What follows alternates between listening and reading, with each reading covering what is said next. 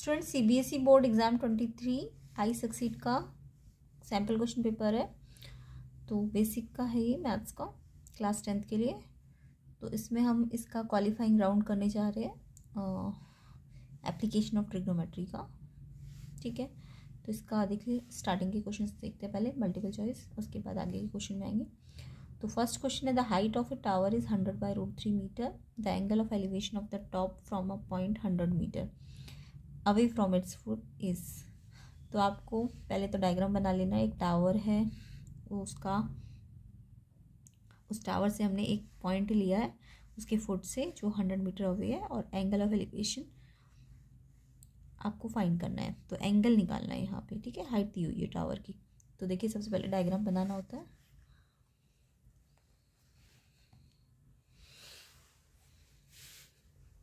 तो क्वेश्चन में आपको बोला है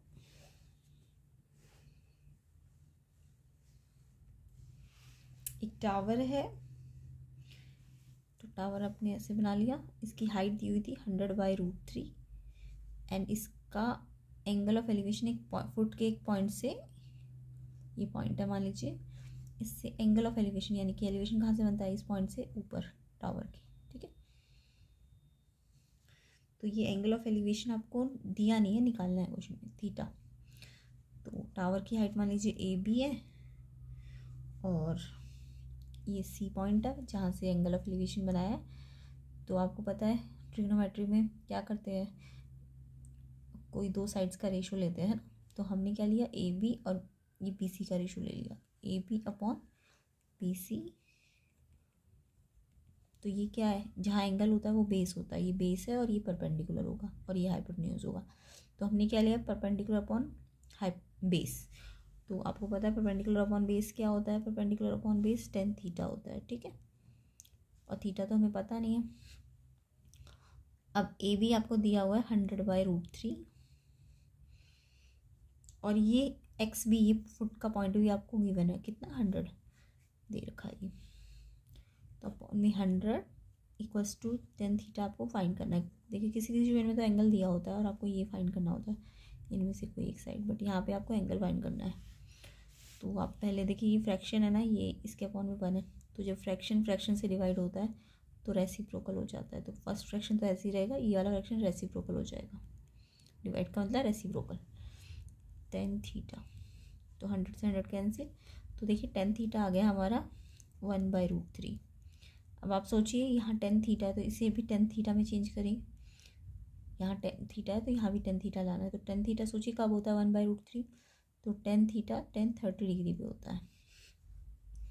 ठीक है, तो यहाँ tan थीटा होगा अगर, तो यहाँ भी आपको जो नंबर दिया उसे tan थीटा में बदलना है। तो आप थीटा को इसके इक्वल मत करना, गलत हो जाएगा। tan थीटा है ना, तो इसे भी tan थीटा में लाइए। तो 1/√3 कब होता है, tan 30 पे। तो अब tan थीटा यहाँ भी है, tan थीटा यहाँ भी है, तो ये थीटा इस थीटा के इक्वल हो जाएगा, यानी कि थीटा आ जाएगा आपका 30 डिग्री। तो यानी कि जो एंगल ऑफ एलिवेशन है ये कितना है, 30 डिग्री।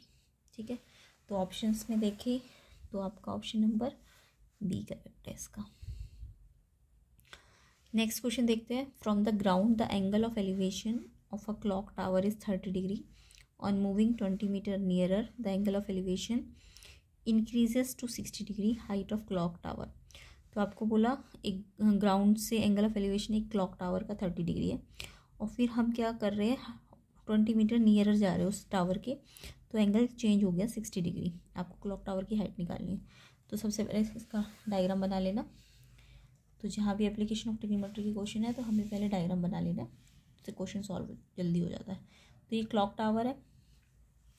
क्लॉक टावर में आपको बोला है कि ग्राउंड से एंगल ऑफ एलिवेशन दिया हुआ,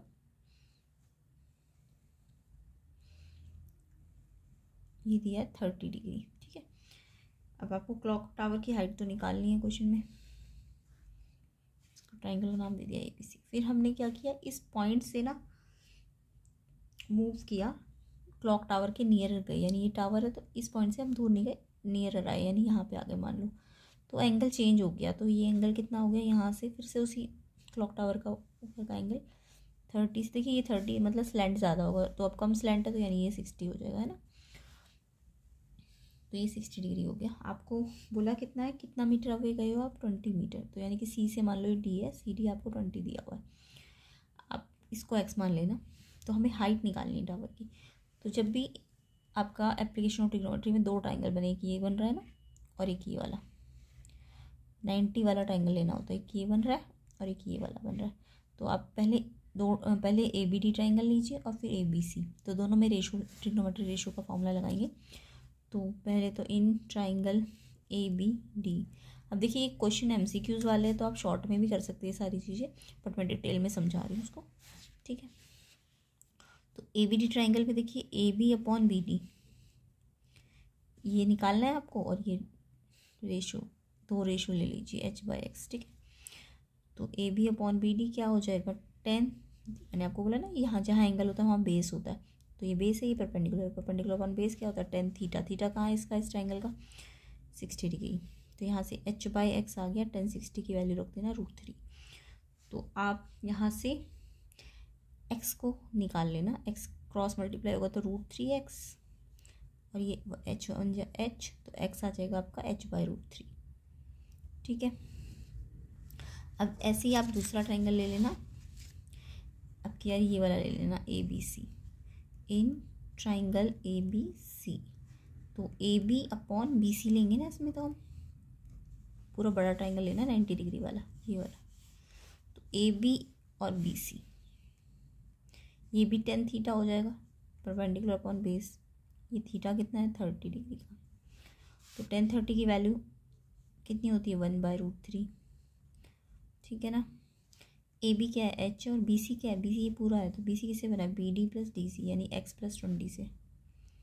आपको तो एच निकालना है ना, तो इसलिए हमें एच को एज इट इज रखना है, एक्स को भी किस फॉर्म में लाना है, एच की फॉर्म में। वो हमने यहाँ पे ले आए थे ना, इसलिए हमने एच को एक्स की फॉर्म में नहीं रखा, हमने एक्स को एच की फॉर्म में रखा है, ताकि हम यहाँ से एक्स को हटा सकें, ठीक है। तो अब देखिए एच पहले क्रॉस मल्टीप्लाई कर लेना, एच √3 से मल्टीप्लाई हो गया,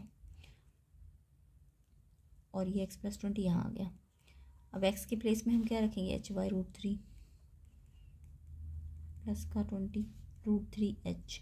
आपको तो एच निकालना है ना, तो एच यहाँ भी और यहाँ भी है, तो आप क्या कर लीजिए, एच को एक तरफ कर लीजिए, √3h में से ये वाला एच यहाँ प्लस हो रहा है ना, तो यहाँ आके माइनस हो जाएगा।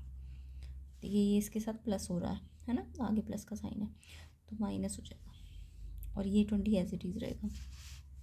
अब इसका क्या लेंगे, एच और एच है ना, तो इसका एलसीएम लेना पड़ेगा, फ्रैक्शन है, √3 और 1 का एलसीएम √3, ये यहाँ मल्टीप्लाई होगा और ये यहाँ।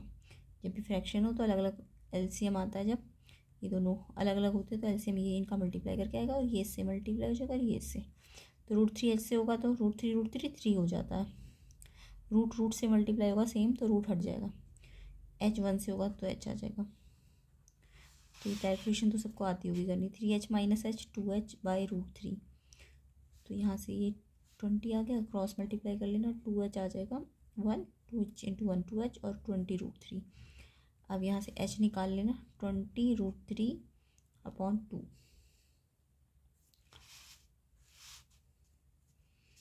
ठीक है।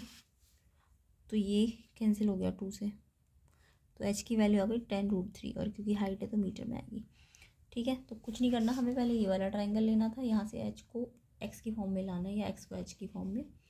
उसके बाद दूसरे ट्राइंगल में आपको ये x की वैल्यू की जगह ये जो h यहाँ x की वैल्यू से निकाली है ना, यहाँ रख देनी है, और फिर कुछ नहीं h के लिए सॉल्व करना है।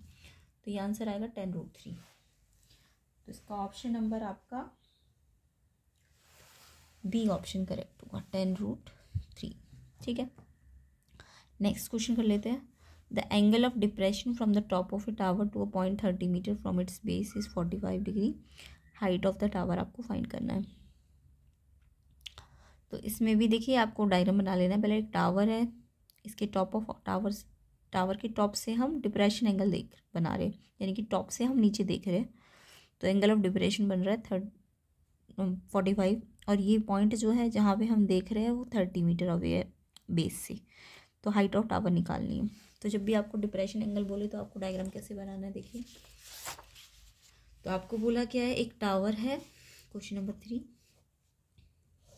एक टावर है, इसके ऊपर से देख रहे हैं ना हम नीचे, तो ऊपर से ना ऐसे एंगल बनाते हैं, ये लाइन है टावर की ऐसे हॉरिजॉन्टल, और इससे हम ऊपर से कहाँ दिख रहे हैं, नीचे दिख रहे हैं, यहाँ दिख रहे हैं मान लो। तो ये कितना एंगल बना रहा है 45, ऊपर से दिखाना है आपको एंगल, और फिर उसे अल्टरनेट करके नीचे ले आना है। ठीक है, तो जब भी डिप्रेशन हो तो ऐसे दिखाओगे आप। बाकी नाम दे दो ABC। और ये कितना बेस से दूर है ये पॉइंट, ये बेस से 30 मीटर अवे। और आपको हाइट ऑफ द टावर निकालनी है। अब तो डायग्राम बन गया तो क्वेश्चन ईजी हो गया। आपको H निकालना है और ये दिया ही हुआ है 30, तो आप इन साइड्स का रेशो ले लो AB/BC, क्योंकि एंगल यहाँ है ना तो ये बेस है। तो मैं डायरेक्ट कर रही हूँ अब H/30 परपेंडिकुलर वन बेस कितना होता है 10 थीटा। थीटा कितना है इसमें 1045, तो H/30 आ जाएगा 1045, कितना होता है 1। तो जब भी एंगल 45 हो ना तो जितना ये होगा उतना ही ये होता है, ये याद रखना। जब भी आपको एंगल 45 दिया हो तो जितना परपेंडिकुलर होगा उतना ही बेस होगा, ये तो आप याद रख लो। और ऐसे ही जब आपका परपेंडिकुलर और बेस इक्वल होता है ना तो एंगल कितना आता है 45। तो ये 1 नंबर का क्वेश्चन आएगा कई बार, आपको याद रखना है। अगर परपेंडिकुलर बेस के इक्वल है तो जो बेस एंगल है वो 45 का होता है। ठीक है, और अगर आपको ये एंगल 45 दिया है ना तो परपेंडिकुलर बेस के क्या होगा, इक्वल होगा। तो ये कंडीशन याद रखना।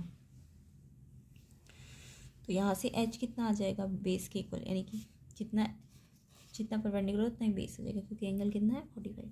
तो हाइट ऑफ टावर कितनी आ जाएगी 30 मीटर। तो आप बिना सॉल्व किए भी आप डायरेक्ट बता सकते थे। तो इसका ऑप्शन नंबर B करेक्ट है। ठीक है, B ऑप्शन करेक्ट है। नेक्स्ट क्वेश्चन देख लेते हैं। अब ये इसमें शॉर्ट टाइप क्वेश्चन है। तो ये इसका ना क्वालिफाइंग राउंड है एप्लीकेशन ऑफ ट्रिग्नोमेट्री का, अरिहंत सैम्पल पेपर का। तो ये आपको सारे अच्छी तरह से आने चाहिए क्वेश्चन, तो आपको इससे आइडिया मिल जाएगा कि कैसे क्वेश्चन हम कैसे ट्राई करें। ठीक है, बाकी इसकी और भी इम्पॉर्टेंट क्वेश्चन की सीरीज़ और क्वेश्चन पेपर हमने सॉल्व कर रखे हैं चैनल में, तो वहाँ पे आप जाके सर्च कर सकते हैं। चैनल को सब्सक्राइब कर देना, वीडियो को शेयर भी कर देना। नेक्स्ट क्वेश्चन देख लेते हैं। The angle of depression from the top of a tower 40 metre high to a point on the ground is 30, find distance of point from the top of the tower. तो एक तो tower है ही, ठीक है। अब आप क्या कर रहे हो, एक टॉप ऑफ टावर जो कि टावर की हाइट दे रखी है 40 मीटर, और एक पॉइंट है ग्राउंड में, कितना एंगल बना रहा है, डिप्रेशन है यहाँ भी देखिए, ठीक है। और distance of point from the top of the tower निकालना है। तो अब की बार ना आपको distance of the point from the top of tower निकालना है, ध्यान रखना। तो देखिए डायग्राम बना लेते हैं पहले। तो डायग्राम तो कुछ ऐसा ही है कि एक टावर है, इसके टॉप से हम देख रहे हैं नीचे, तो ऊपर से देख रहे हैं ना, तो ऐसे एंगल दिखाना है। तो ये इस पॉइंट को देख रहे हैं हम, मान लो टावर है AB और पॉइंट है C, और आपको टावर की हाइट दे रखी है 40 मीटर, ठीक है। अब ये एंगल कितने का बना रहा है, एंगल आपको दिया हुआ 30 डिग्री, ऊपर से दिखाना है, फिर ऐसे अल्टरनेट करके नीचे ले आना है। ये अल्टरनेट एंगल होगा ना, ये लाइन, ये क्या ऐसा एंगल इसके बराबर हो जाता है। अब देखिए आपको ना क्या निकालना है, आपको ध्यान से पढ़िए। Find the distance of the point from the top of tower. Top of tower से पॉइंट का डिस्टेंस निकालना है आपको। तो टॉप ऑफ द टावर ये है और पॉइंट ये है, यानी आपको AC निकालना है इस क्वेश्चन में, ये ध्यान रखना। नीचे वाला नहीं निकालना, आपको A से C निकालना है, ठीक है। तो आपको अब रेशो में ये अपॉन ये नहीं लेना, आपको ये निकालना है ना, तो आप ये दिया हुआ है और ये निकालना है, तो इन दोनों का रेशो लीजिए। तो जब भी हमें जो चीज़ निकालनी हो ना, तो हम उसे रेशो में लाते हैं उस लेंथ को। तो हमें ये निकालना है, तो हम ये अपॉन ये करेंगे। तो ट्रायंगल का नाम लिखेंगे, triangle ABC, AB upon AC। अब देखिए हमने क्या लिया है, यहाँ एंगल है ना, तो ये तो बेस है, ये क्या होता है परपेंडिकुलर, और ये क्या होता है हाइपोटेन्यूज। तो हमने लिया P/H। तो ये तो आपको याद होगा ना, P/H क्या होता है साइन थीटा, B/H क्या होता है कॉस थीटा, और P/B होता है टेन थीटा, ये याद रखना आप, ठीक है। तो हमने लिया P/H, तो P/H होता है साइन थीटा। थीटा कितना है इसमें, एंगल 30 डिग्री का है ना। जहाँ एंगल होगा ना वहाँ हमेशा बेस लेना है। तो साइन 30 कितना होता है, हाफ, ये वैल्यू याद करना टेबल से, साइन 30। तो ट्रिग्नोमेट्रिक टेबल को कैसे इजीली लर्न किया जाए वो भी आपको चैनल में मिल जाएगा। साइन 30 की वैल्यू हाफ होती है, तो AB अपॉन AC आ गया हाफ। तो अब यहाँ से आप AB तो क्वेश्चन में दिया ही हुआ ना 40, तो यहाँ पे मैं रख देती हूँ ये कितना है 40। तो AC निकालने के लिए क्रॉस मल्टीप्लाई कर दो, AC 1 से होगा तो AC, और 42 से होगा तो 42 जा 80। तो यानी कि ये लेंथ कितनी आ जाएगी टॉप ऑफ टावर से पॉइंट की 80 मीटर। अगर बाई चांस ये निकालना होता तो आप पी अपॉन ये लेते तो टेन थीटा होता, ठीक है। ये अब लेकिन ये निकालना था तो 80 मीटर आ गया। नेक्स्ट क्वेश्चन देखते हैं। तो ध्यान से क्वेश्चन को पढ़ना है, पूछ के आ रहे हैं, ठीक है। क्वेश्चन नंबर 5 देखिए, find the length of the shadow on the ground of a pole of height 18 metre when the angle of elevation theta of the sun is such that tan theta equal to 6/7। तो shadow वाले question भी बहुत important होते हैं, तो ध्यान से देखना है इसको। तो एक पोल है जिसकी शेडो बन रही है, पोल की हाइट आपको गिवन है और थीटा करेक्ट तो थीटा नहीं पता बट टेन थीटा आपको दिया है 6/7। तो पहले आप डायग्राम बना लीजिए। तो शेडो वाले क्वेश्चन में हमें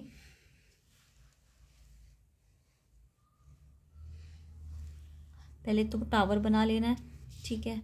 अब टावर की शेडो कहाँ पड़ेगी, ये होगी इसकी शेडो, ये टावर है तो ये शेडो होगी ये, ठीक है। शेडो हमेशा नीचे पड़ती है ना, तो ए बी टावर है, इसकी शेडो मान लो BC है। अब इसका कुछ एंगल बन रहा होगा, सन से कुछ एंगल बन रहा होगा ना शेडो का, तो ये एंगल हमें थीटा मान लेना क्योंकि दिया नहीं है क्वेश्चन में। टावर की हाइट दी हुई है 18 मीटर और आपको ना शेडो की लेंथ निकालनी है। ये शेडो है, मान लो शेडो की लेंथ है BC आपको फाइंड करना है। तो आप वही ट्रायंगल लीजिए ABC, आपको ये दिया है और ये निकालना है। तो आप क्या करेंगे, परपेंडिकुलर अपॉन बेस, ये एंगल है यहाँ तो ये बेस है, तो परपेंडिकुलर क्या 18 और बेस क्या x। मैं डायरेक्ट कर रही हूँ, मैं पूरा नहीं लिख रही हूँ, AB अपॉन BC लिख लेना आप। ये होता है 10, परपेंडिकुलर अपॉन बेस क्या होता है 10, और थीटा तो हमें दिया नहीं तो थीटा एज इट इज़। अब लेकिन क्वेश्चन में आपको ना 10 थीटा पूरा दिया हुआ है, कितना दिया 10 थीटा, तो आपको 10 थीटा दे ही रखा है 6/7। तो थीटा नहीं दिया लेकिन 10 थीटा दे रखा है, तो 10 थीटा कितना है 6/7, इस पूरे की जगह हमें 6/7 रख लेना है। अब x निकाल दो क्रॉस मल्टीप्लाई करके, x यहाँ आ जाएगा तो 6x, 18 × 7, फिर x निकालना है तो ये 6 यहाँ मल्टीप्लाई में, तो यहाँ आके क्या हो जाएगा डिवाइड, तो कैंसिल कर दो, ये तो करना आता होगा सबको। x इक्वल टू 21 मीटर, तो यानी कि ये जो शेडो की लेंथ है वो 21 मीटर होगी, ठीक है। तो इसमें शेडो वाले क्वेश्चन में ध्यान रखना फॉर्मूला यही लगेगा, लेकिन आपको ध्यान रखना थीटा नहीं दिया तो 10 थीटा तो दे रखा है, समझ आ गया। क्वेश्चन नंबर 6 देख लेते हैं।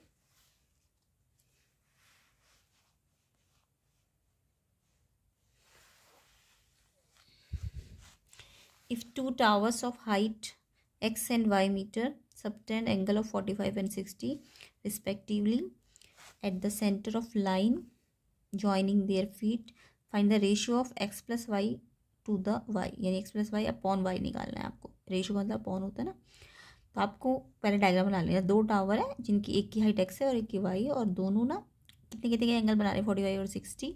कहाँ पे बना रहे हैं ये एंगल, कहाँ से बन रहा है, centre of line joining their fit, centre से जो भी लाइन उनके फिट को जोड़ रही है ना उनके सेंटर से ये एंगल बन रही है। तो देखिए ध्यान से कुछ इसका डायग्राम कैसे बनाना है।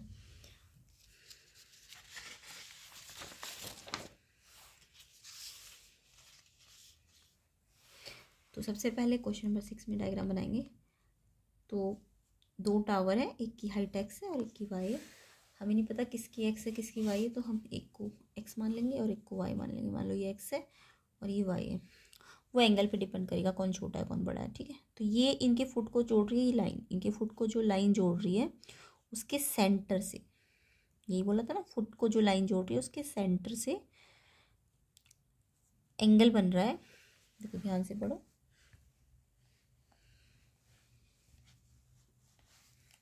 हाइट x एंड y है, x के साथ 45 का एंगल ये दे भी दिया इन्होंने, x का एंगल तो 45 बन रहा है और y का कितना बन रहा है 60। तो ये ध्यान रखना, पहले x है तो ये 45 x के लिए और y के लिए 60 है। तो x के साथ तो 45 का एंगल बन रहा है, यानी कि x हाइट का जो टावर है उसके साथ तो कितने का एंगल बन रहा है 45 का, और y वाली जो साइड है हाइट है उसके साथ बन रहा है 60 डिग्री का।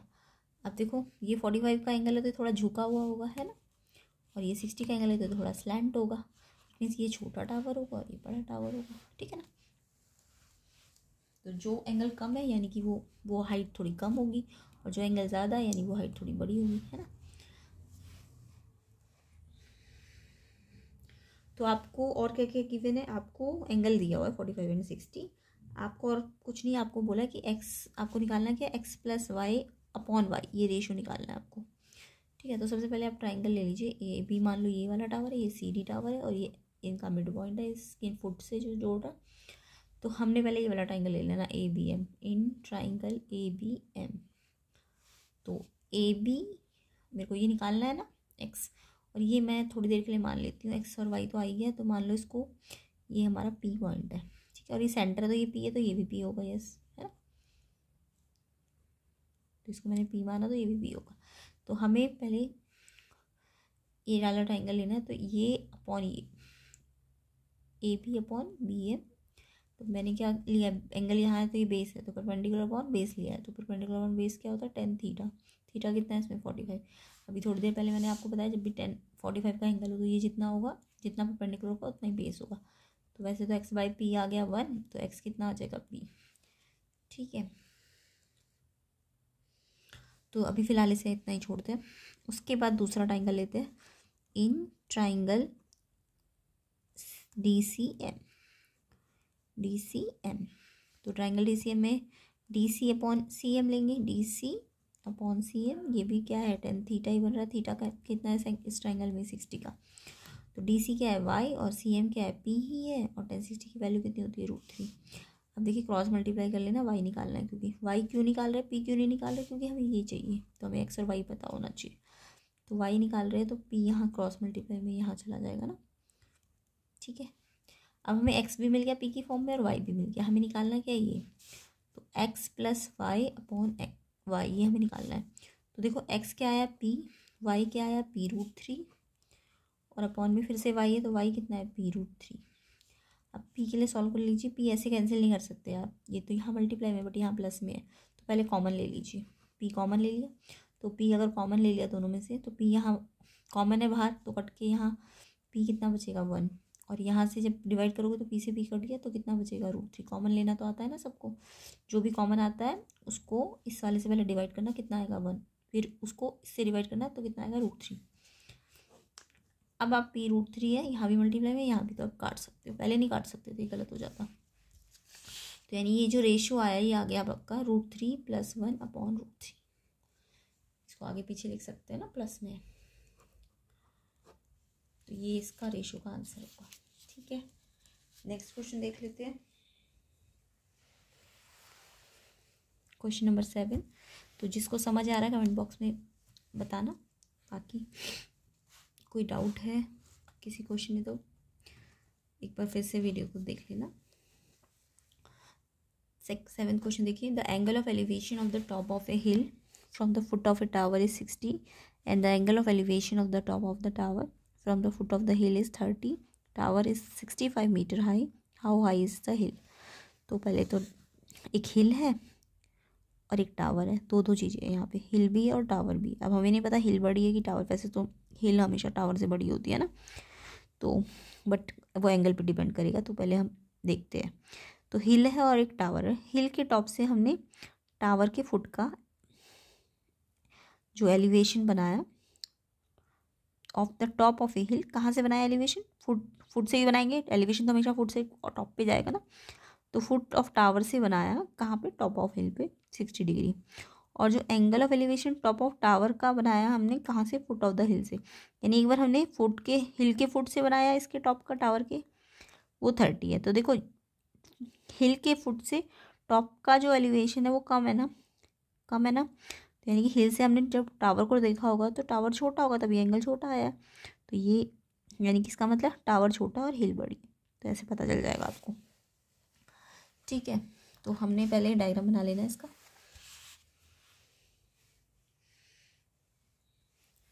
क्वेश्चन नंबर 7, तो आपको पता चल गया कि टावर छोटा और हिल बड़ी है ना। तो क्वेश्चन क्या है, पहले हमने क्या किया है, इस टावर के फुट से, देखो यहाँ लिखा है ना, एलिवेशन किसका है, टॉप का, कहाँ से बनाया है, from the foot of tower से। तो फुट ऑफ टावर से हमने स्टार्ट किया टॉप, क्योंकि टॉप फुट से टॉप पे ही एलिवेशन बनेगा। ठीक है, तो फुट टावर का है और टॉप हिल का है। तो ये टावर छोटा है ना, तो फुट टावर का है और टॉप किसका है, हिल का है। ये एंगल ऑफ एलिवेशन स्टार्टिंग में दिया था कितना 60, और अब की बार इसके फुट से बनाया टावर के टॉप का वो 30 था। तो यहीं से हमें पता चल गया था ना ये छोटा एंगल बन रहा है इसके फुट से, हिल के फुट से अगर इसके टॉप का छोटा एंगल है तो ये छोटी हाइट है, और ये बड़ा एंगल बन रहा है इसके टावर के फुट से हिल पे। तो जो जिसके फुट से बड़ा एंगल बने तो वो जो उसका सेकंड वाला होता है वो बड़ा होता है हाइट में, ठीक है। इधर टावर इज 65, ये टावर है तो ये 65 मीटर है, और आपको हाइट ऑफ हिल निकालनी है क्वेश्चन में, ठीक है। तो सिंपल ही हो गया क्वेश्चन, अब डायग्राम बन गया। तो इस नीचे वाली हाइट को हमने, नीचे वाले इन दोनों के बीच के जो इनके जो बेस है उनका डिफरेंस, उनका हमने टोटल डिस्टेंस ले लिया एक्स, यानी कि इनके फुट का डिस्टेंस एक्स ले लिया, ठीक है। तो अगर क्वेश्चन ना 4 मार्क्स का है ना तो आपको ये सारी चीज़ें लिखनी पड़ेगी। Let height of a tower is A B equal to 65, height of hill C D equals to H metre, and distance of foot X. तो ये सब कुछ आपको लिखना पड़ेगा, ठीक है। अभी मैं डायरेक्ट कर रही हूँ इस क्वेश्चन को। तो मुझे दिख रहा है यहाँ भी एक ट्राइंगल बन रहा है और एक ट्राइंगल ये बन रहा है। तो जब भी दो ट्राइंगल बने तो पहले फर्स्ट ट्राइंगल लेंगे फिर सेकेंड लेंगे। ट्राइंगल हमेशा राइट एंगल लेना होता है। A B C, in triangle A B C. तो देखिए आपको ये साइड दी हुई है और ये निकालनी है, तो आप रेशो लीजिए। यहाँ एंगल है ना तो ये बेस है, तो परपेंडिकुलर अपॉन बेस। तो मैं डायरेक्ट कर रही हूँ 65/x इक्वल्स टू कितना एंगल है इस ट्राइंगल का 30 ना, तो परपेंडिकुलर अपॉन बेस 1030 हो जाएगा। तो यहाँ से मेरा 1030 की वैल्यू रख लेना, 1/√3 होती है। क्रॉस मल्टीप्लाई करके एक्स निकाल लेना, तो ये एक्स इक्वल 1 से होगा मल्टीप्लाई और 65√3 से होगा। सेम ऐसे आप ये वाला ट्राइंगल ले लीजिए, in triangle D C B.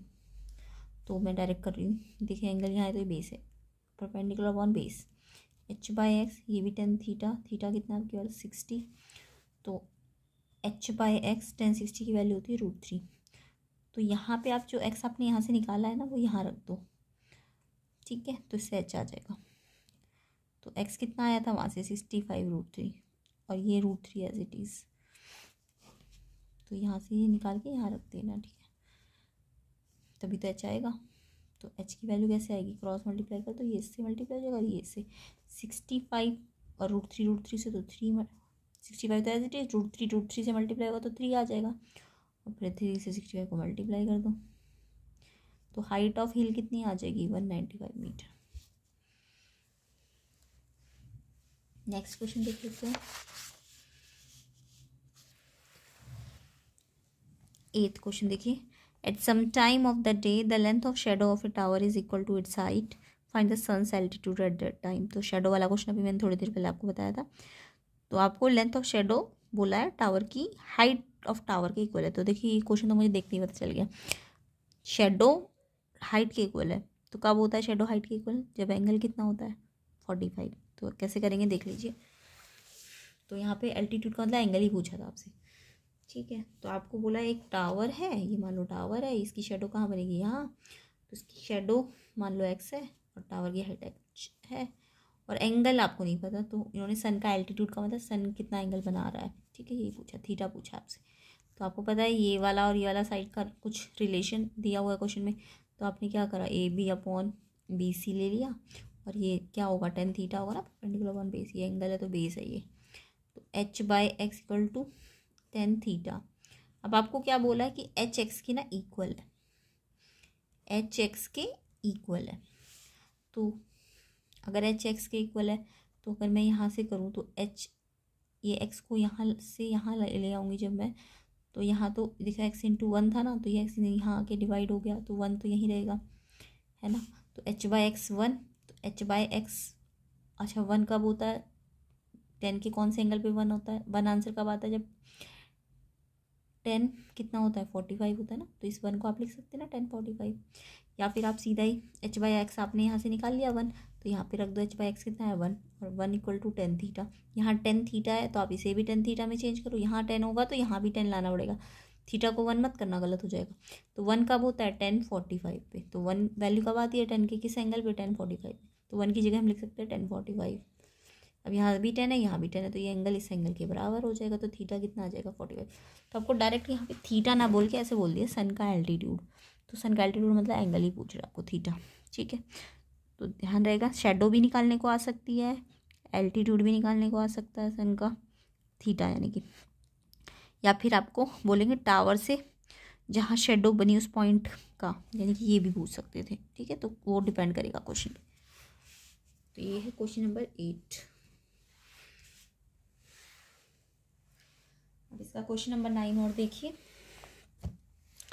Next question number 9 देखिए। स्टैचू है 2.4 metre tall, stand on the top of pedestal. ये क्वेश्चन तो एनसीईआरटी का ही है, तो जिसको अगर एप्लीकेशन ऑफ ट्रिग्नोमेट्री अच्छी तरह आती है एनसीईआरटी की, तो वो इजीली कर सकता है इस आंसर को। तो आप जिसको आता है एक बार कोई इसको पॉज कीजिए वीडियो को और आंसर मुझे कमेंट बॉक्स में लिख के दिखाइए और फिर चेक कीजिए। तो स्टैचू है 2.4 मीटर टॉल, किस पे बना हुआ है स्टैचू? पेडेस्टल पे, पेडेस्टल के टॉप पे है। ठीक है, और point on the ground, angle of elevation top of statue का 60 डिग्री है, और सेम पॉइंट से angle of elevation top of pedestal 45 है। आपको हाइट ऑफ पेडेस्टल निकालनी है। तो देखिए आपको क्या बोला है, स्टैचू है जो कि पेडेस्टल के ऊपर है, ये पेडेस्टल है, इस पेडेस्टल के ऊपर हमने स्टैचू रखा है। स्टैचू की लेंथ आपको दी हुई है 2.4, इसकी लेंथ नहीं पता, ये एच निकालनी है हमें।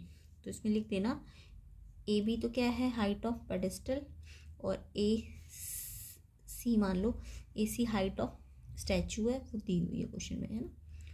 और आपको बोला है कि एक पॉइंट से, पहले आपको एक पॉइंट से from a point on the ground आपको elevation of top of statue दिया हुआ है, स्टैचू के टॉप का एंगल दिया हुआ है। तो देखो इस पॉइंट से एलिवेशन बनाना है, तो इसके टॉप का, ये स्टैचू है ना, स्टैचू ये है ना, तो स्टैचू का बॉटम ये और टॉप ये होगा, तो स्टैचू के टॉप का कितने का एंगल दिया हुआ है, 60 डिग्री का। उसके बाद इसी पॉइंट से आपको किसके टॉप का बनाना है, सेम पॉइंट से आपको टॉप ऑफ पेडेस्टल का बनाना है। तो पेडेस्टल का टॉप कहाँ होगा, ये होगा ना, ये पेडेस्टल है पूरा यहाँ से यहाँ तक, तो इसका टॉप ये होगा। तो इसी पॉइंट से आपको पेडेस्टल के टॉप का भी बनाना है। वो कितना दिया हुआ है, 45। ये ऑब्वियसली झुका हुआ है तो कम होगा, और ये थोड़ा ज़्यादा है तो ये ज़्यादा होगा। तो यहाँ भी आपको दो ट्राइंगल दिख रहे हैं, एक तो ये वाला है 90 डिग्री का, और एक 90 डिग्री का कौन सा, ये वाला 90 वाला लेना है हमेशा, याद रखना। तो आपको दो ट्राइंगल दिख रहे हैं। इन ट्राइंगल पहले तो आप छोटा वाला ले लीजिए, ए बी डी, मैं डायरेक्ट कर रही हूँ। ठीक है, ये एच है, मान लो ये एक्स है, तो एच बाई एक्स। अब देखो छोटे ट्राइंगल में तो एंगल कितना था, 45 था ना, तो 10 45, ये सबको याद हो जाएगा। एंगल जहाँ होगा वहाँ बेस होगा, तो ये परपेंडिकुलर बेस 10 थीटा होता है। अब देखो 10 45 में मैंने आपको बताया जितना एच होगा उतना ही एक्स होगा, या फिर आप वैल्यू रख दीजिए, 10 45 होता है 1, तो एच किसके बराबर आ जाएगा, एक्स के। अब आप बड़ा ट्राइंगल लीजिए, ये वाला, ये मत लेना, ये गलत हो जाएगा, ये पूरा 90 वाला लेना। In triangle B C D, तो अब की बार परपेंडिकुलर ये पूरा है ना बी सी, और ये बेस है, और एंगल कितना है यहाँ पे, परपेंडिकुलर 1 बेस क्या होता है 10, एंगल कितना है इस बड़े वाले का 60। तो बी सी कितना है, बी सी आपका ये पूरा है, तो ये किससे बना है, इससे और इससे, तो ये प्लस ये 2.4 प्लस एच, और बी डी क्या है, एक्स, 1060 की वैल्यू √3। अब एक्स आपने यहाँ से निकाला था ना, तो यहाँ जो एक्स आया है ना एच की फॉर्म में, वो यहाँ रख दो, क्योंकि एच निकालना है ना हमको, तो एक्स को सब्स्टिट्यूट करो। तो एक्स एच ही तो था, तो एच रख दिया यहाँ पे एक्स की जगह। अब एच के लिए सॉल्व करना है, क्रॉस मल्टीप्लाई कर लो, तो ये जब ये 1 से होगा तो ये पूरा तो एज इट इज़ आ जाएगा 2.4 प्लस एच, और ये √3 एच से होगा तो एच √3। अब देखो एच अभी भी निकालना ही है, यहाँ पे दो एच है, तो एच को एक तरफ कर दो। जब भी एच के लिए सॉल्व करना है तो पहले तो फ्रैक्शन है तो क्रॉस मल्टीप्लाई। अब यहाँ एच भी है और यहाँ भी एच है, तो एच को एक तरफ करो, इस एच को वहाँ ले जाओ, तो ये प्लस है तो माइनस हो जाएगा, ये यहीं रहेगा।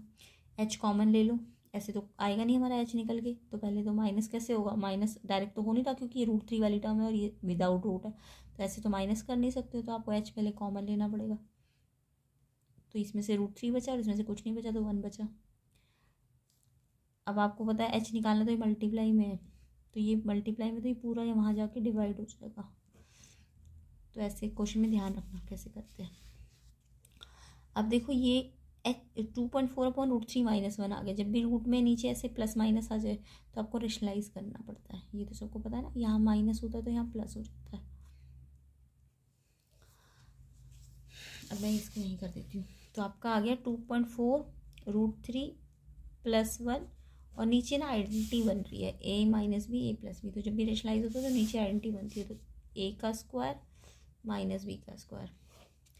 तो 2.4 √3 + 1, √3 का स्क्वायर यानी 3 हो जाएगा, और